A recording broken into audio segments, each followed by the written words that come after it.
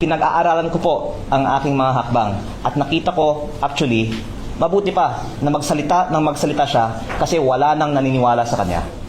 Maaari natin sabihin na ipso facto revoked na ang prangkisa ng kumpanyang ito. Actually, nung una kong binunyag ito, baka nagulat si Yusek Claire kasi hindi niya napag-aralan ang batas na ito. Pero ito naman po ay nasa Google. At kung ginawa lang po nila ang kanilang homework at hindi lang po pang social media content ang kanilang mga vlog, hindi na nila sanang sinabi ito at hindi na sila sana napahiya. Okay. Magandang tanghali po sa inyong lahat. Unang-una, nais ko pong pasalamatan ang bayan ng Balayan sa pag-host sa atin ngayong araw na ito. At tayo po ay kakagaling lamang sa Regional Trial Court ng Balayan para magsampa ng kaso laban kay Yusek Claire Castro dahil sa kanyang pagpapakalat ng fake news. Tayo po ay nagsampa sa tulong po ni Attorney Topacio ng kaso kay Claire Castro for libel on her libelous statements tungkol sa aking solar power business. Uulitin ko lang po, nagsampa po ako ng libel case kay Yusek Claire Castro para sa 110 million pesos in damages plus attorney's fees. Ito po ay civil case at hindi criminal case dahil hindi ko naman po nais na masaktan si Yusek Claire Castro. Nais ko lang pong depensahan ang pangalan ko dahil sa kanyang pagpapakalat ng fake news tungkol sa akin. Nais ko din pong linawin na hindi po natin kalaban ang administrasyon at si Yusek Claire Castro lang po ang ating kinasuhan.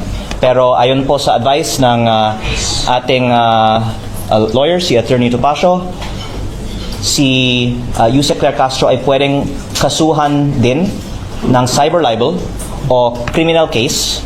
Pero dahil ayaw natin masaktan si Yusek Claire Castro, 110 million pesos in damages na lang po ang sinampahan po natin sa kanya at ayaw natin siyang makulong pa. At pag-aaralan natin po ang ating mga susunod na mga hakbang pa sa kanya at sa ibang mga nagpapakalat ng fake news tungkol sa iba't ibang mga issue na nakikita naman po ng taong bayan ay nagpapalihis lang ng usapan mula sa tunay na issue ng korupsyon sa DPWH dahil si Yusek Claire Castro po kasi ay nagsimula ng kanyang mga vlog episodes tungkol sa akin, baka mga 15 na po ang kanyang mga episodes tungkol sa akin, tungkol sa kung ano-anong mga issue.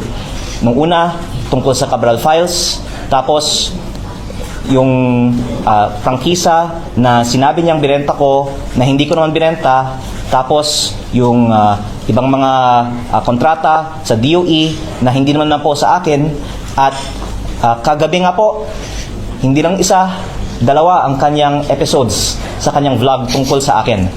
In fact, in some ways, nakakatuwa na she cares so much about me na ang dami na niya pong content tungkol sa akin.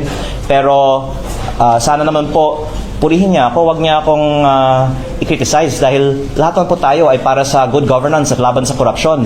Sana katulad ng mga iba na kakampi din natin laban sa korupsyon, magtulungan na lang po tayo para ma-achieve ang mga layunin ng administrasyon na wakasan ng korupsyon sa DPWH.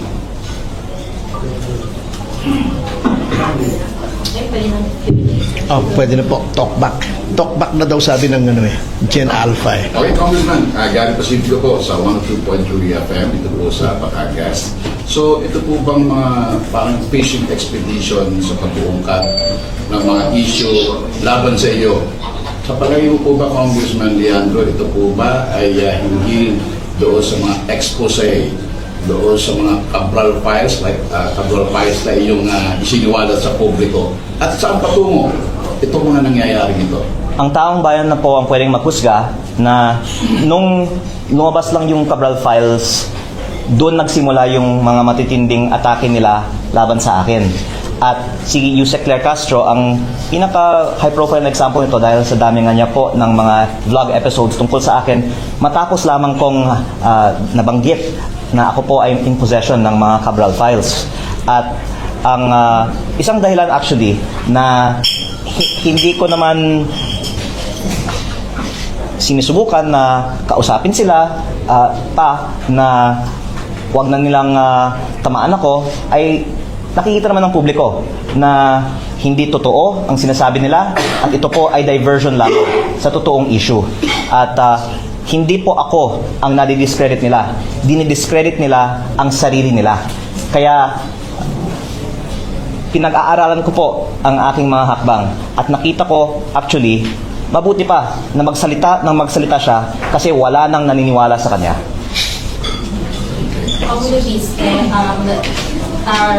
Release na po ng UCC si Yusek Claire Castro, and this is the exact quote. Inamin ni Kong Leviste na he is not the owner of Solar para sa Bayan anymore, which has the franchise because he has already divested his shares. He himself is the source. What's your take on this? Ang unang kong sagot ko po kay Yusek Claire Castro, sumagot na lang si Yusek Claire Castro sa korte dahil may kaso na po kami.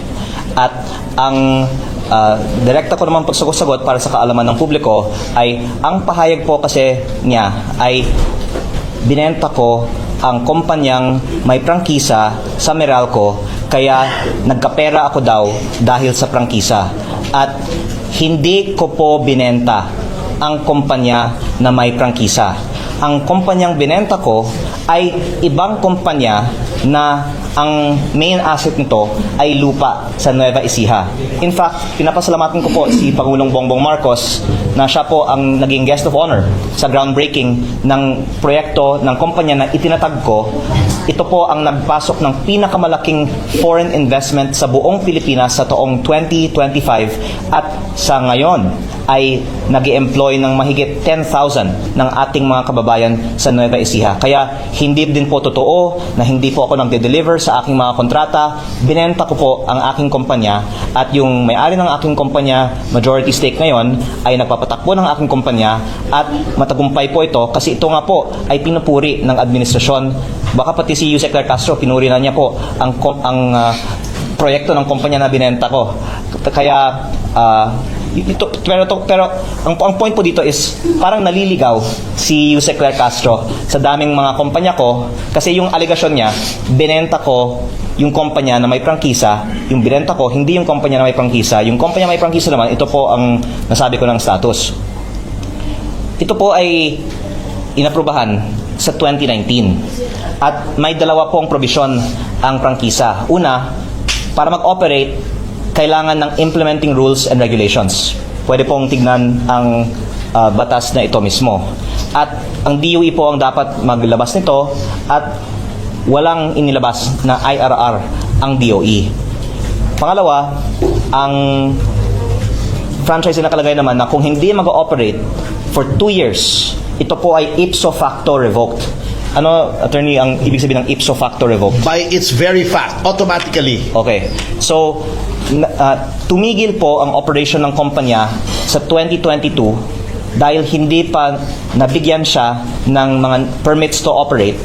Kaya, within 2 years of that, maaari natin sabihin na ipso facto revoked na ang prangkisa ng kumpanyang ito. Actually, nung una kong binunyag ito, baka nagulat si Yusek Claire kasi hindi niya napag-aralan ang batas na ito. Pero ito naman po ay nasa Google.